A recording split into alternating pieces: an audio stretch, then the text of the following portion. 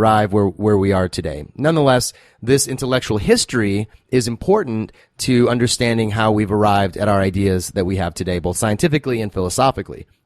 What I think this gives us, and why I think it's important for the kind of work that I and others are doing around post-theism, is that this notion of continuity means that we don't have to have a radical departure from our religious past. We don't have to draw a bold line in the sand between our religious concepts of the world and secular concepts of the world. Rather, we can see how secularism, as we understand it, grew rather naturally and gradually out of a religious worldview, including the worldview described in the Bible. And as I mentioned in my conversation with Dr. Geering, Christianity in some sense has within it the seeds of its own self-destruction, the seeds of its own obsolescence, the kind of idea that if Christianity is taken seriously, if Jesus, the figure of Jesus in the Gospels is taken seriously,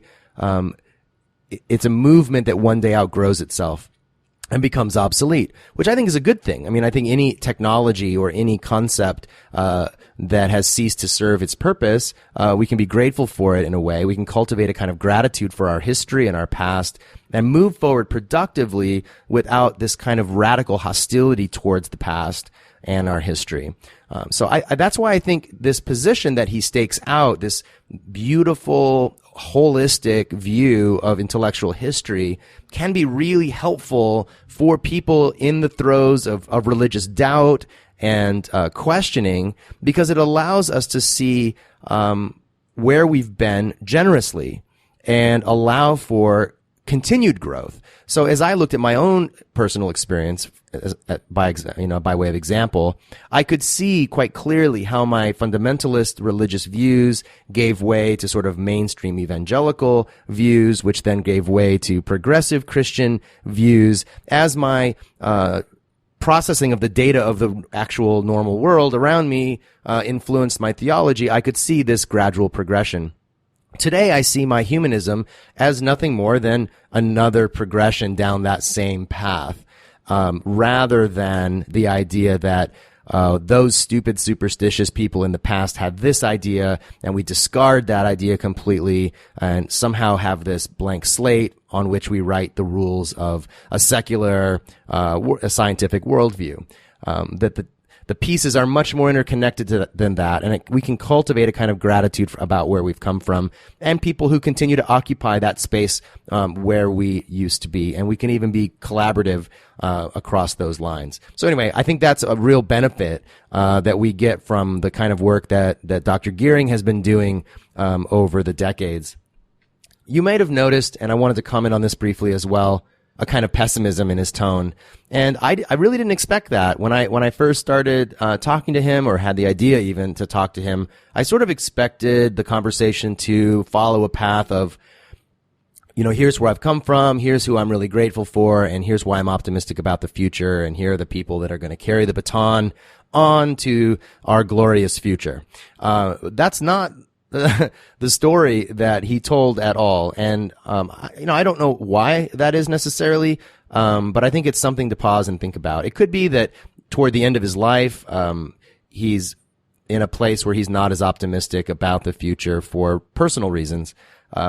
It also might be that his long view gives him an ability to see ups and downs in human development over the last 100 years. But at the moment, we may be, from his viewpoint, in a downswing without a lot of clear ideas about where we're going. And actually, I think that piece right there is the part that can lend itself to a kind of pessimism or constructive realism. The path forward from the fundamentalism that we experience, say, for example, within Christianity or in Muslim majority countries, there is no clear path out of that fundamentalism and how we reform, or how, contemporary progressive Muslims can work at reform from within their own religion on a timetable that's much more realistic for today. As I said, we don't have 200 years that Christians took to figure this stuff out. Our crisis is much more immediate. Same with climate change. Some climatologists say it's too late already. Like, we've already done irreparable damage to the biosphere in a way that we can't repair. and we're going to have consequences down the road, whether we like it or not, no matter what we do.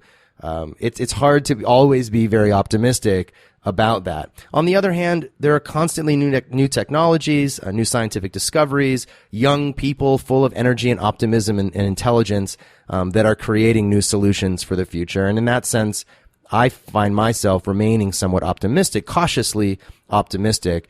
And perhaps from Dr. Gearing's vantage point, as a man who's nearly 98, he may not have that same view. But I think his pessimism can also be instructive, which is to say there are no guarantees.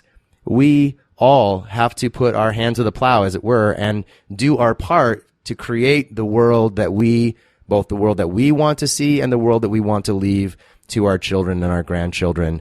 And, my encouragement to him, was that I feel like he's done that. He's done that well. He's lived well and given a large platform of knowledge and progressive theology upon which others of us can stand and continue to build and grow in ways that if he were able to stick around, he would be proud of. So I hope those things resonate with you, and feel free to write to me and let me know what struck a chord with you. You can always reach me at ryan@lifeaftergod.org. I will post in the show notes and on the website links to Dr. Gearing's other work and where you can find it. I'm also going to be posting some links to some shorter form articles, both by him and about him, which will give you a little window into his thought life and his personal life that won't require you to read an entire book. If you'd rather jump in at that level, I'll try to provide as many resources as I can because, like I said, I'm a fan of what he's done, and I'm afraid in North America he's not as well known, and I would love to help change that. So look him up.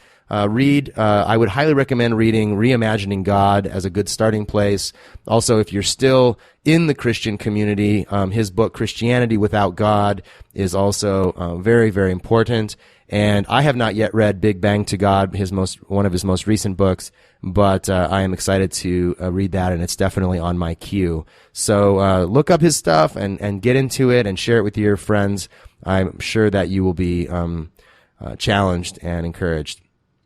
As always, I appreciate you sharing this content with your friends on your social media accounts, by email. Share this conversation. Again, I feel like it's one of those conversations that bridges a kind of chasm that we often create for ourselves between people that are still a part of religion and those that are not, people that are theists and those that are not.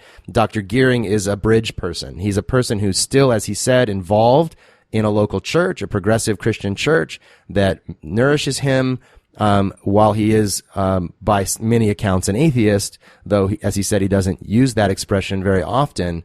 So I think Dr. Geering can be a bridge, conversation starter, in many of our communities in which we're dialoguing across this sort of in-between space between belief and unbelief. So share this with your friends and your family and have a good conversation about it, and let me know how that went and what comes of that. So happy birthday to Dr. Geering. He turns 98 on February the 26th. A fascinating and remarkable life. I can only hope to make it to New Zealand and meet him while he is still alive. But if not, it's been an incredible privilege to have him on the show. I hope you enjoyed this conversation. As always, visit our website to learn more about Life After God. You can go to lifeaftergod.org. Links to all of our social media accounts are there where you can follow us and stay up with all the things that we're working on at Life After God. You can also find links to our Patreon account where you can make a financial contribution to support this show. Huge thanks to those of you that do that and have been doing that from the beginning and from early on.